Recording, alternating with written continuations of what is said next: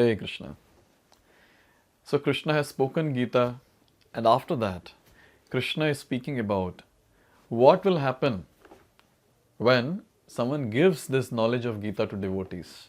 And he made it very clear that such people or such devotees are very, very dear to Krishna. And after that, Krishna also spoke about the ones who study Gita. What about them? They are worshipping Krishna by intelligence, with intelligence.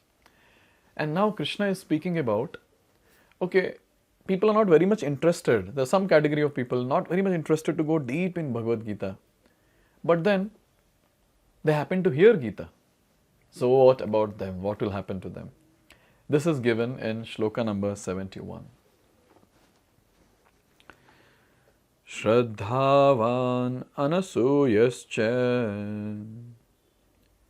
Shrunuyadapi yo naraha Sopi muktah shubha lokan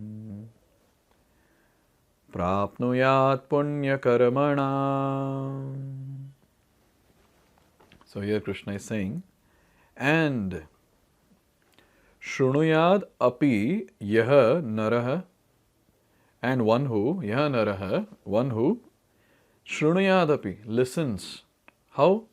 Shraddhavan anashuyascha, with faith, Shraddhavan, and anasuyah, that is without envy. Such people, what happens to them? Saha api muktah. Such people become free from sinful reactions. They become liberated. And shubha lokan prapnuyat punya karmanam. And they will go to that planet or those planets where people who have done shubha karma, they go. And some karmas like Ashwamedha Yajna, etc. Now there is another very nice important verse which talks about what happens to those who just hear, who just happen to hear. Now in previous shlokas, in one of them, if I'm not wrong, it's shloka number 67. Yeah. So in shloka number 67, Krishna is telling that this knowledge should not be given to, and there's a list of people. So the one who is not a devotee, one who is not austere, one who does not render devotional service, one who is envious of Krishna, this knowledge shouldn't be given. But now here it is said that anyone who hears, and this is very much important to understand because we have open classes, where so many people come. We distribute passes and we call people, come for our Gita class. Now we don't go and then while giving book or pass, we don't go and test him. Are you envious? Are you austere or not? Are you devotional or not? We don't ask anything. So we just invite people. So isn't that contradicting, with the Shloka 67? So people who are coming, they might not be envious. They might not be envious particularly. They are envious of Krishna or something. They have faith. They have faith on Krishna and they are ready to accept that Krishna is Supreme Personality of Godhead. In fact, they might have already have this faith that is Krishna is Supreme Personality of Godhead. So for such people, when they come and hear, this wonderful thing will happen with them. It is explained here that although not everyone is a devotee, still there are many men who are not envious of Krishna. They have faith in him as Supreme Personality of Godhead. If such persons hear from bona fide devotee about the Lord, the result is that they become at once free from all sinful reactions and after that attain to the planetary system where all religious, righteous persons are situated. So what happens to such people? They happen to come to our centers and they hear Bhagavad-gita. What happens? They become free from sinful reactions. And people are free from sinful reactions. They are eligible to go to the higher planetary systems. Particularly it is mentioned here, those who are righteous in performing devotional service but who are not pure can attain the planetary system of the pole star or Dhruva-loka, where Dhruva Maharaj is proceeding. So Dhruva-loka, they might not go back home back to Godhead because they are not anyways interested. They are not interested to go back home, back to God. They don't know also about there is something called a spiritual world and things like that. So they will get some planet, which is very, very high in in this material world, and that is Dhruv-loka. Now it's a pole star which was given to a great devotee called Dhruv Maharaj.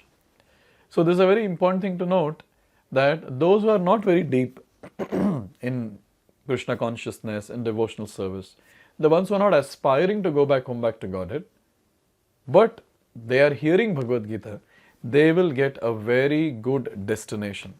This shloka is the proof for that. Here it is said, therefore, simply by hearing Bhagavad-gita, even a person who does not try to be a pure devotee attains the result of righteous activities. Thus, a pure devotee of the Lord gives everyone a chance to become free from all sinful reactions and to become a devotee of the Lord.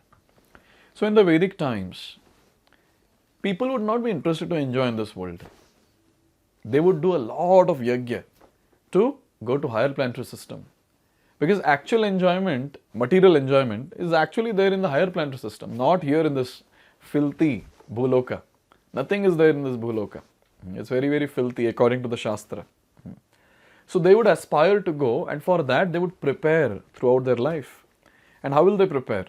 They will prepare by doing a lot of yajnas, lot of very nice ritualistic ceremonies.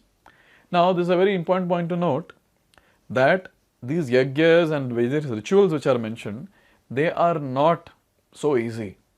They are not so easy. So much of money is needed, manpower is needed, pure brahmanas are needed purohits who can do the various activities.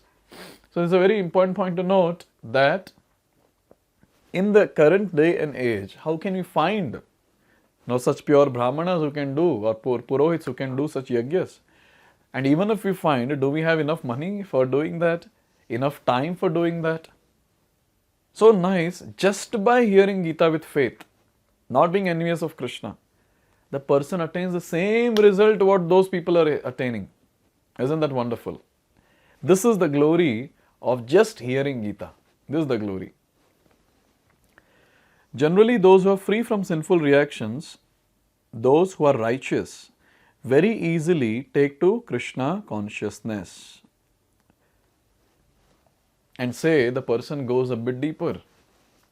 Now, since he is free from sinful reactions, and since he has faith also, and since he is in touch with the devotee also, by the mercy of the devotee and mercy of the Lord, what will happen? He can actually take to pure devotional service. He can get the information about the spiritual world, and he can get the desire that even I want to go to spiritual world, I don't want to be here. So the ultimate thing that a person can get by hearing Gita is he will become the pure devotee of Lord Shri Krishna and aspire to go back home, back to Godhead. This is not an ordinary thing. This desire is not ordinary to go back home, back to Godhead. There are many, many people who don't want to go anywhere. They don't want to go to higher planetary system also. Forget about spiritual world. This desire to attain Krishna and go back home, back to Godhead is an extraordinary desire which only few selected souls have.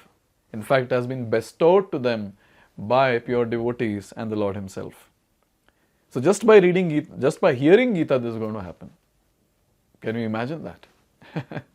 So after speaking about all this, that who will get what? By preaching, by reading, by studying, by hearing Gita.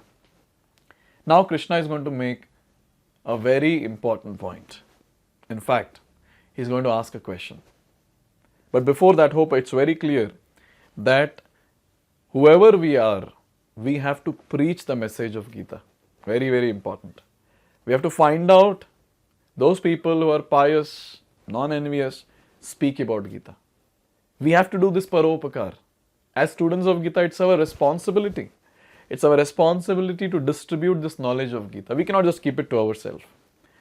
And it is our personal experience that when we give this knowledge to others, we go deep in our own Krishna consciousness or in the advancement on this wonderful path of devotional service. So it's a very, very important thing to preach. Every single individual should preach according to one's own capacity, either by speaking or either by distributing Bhagavad-gita directly, or we can gift Bhagavad-gita. Something we have to do by which people will get this knowledge of Gita.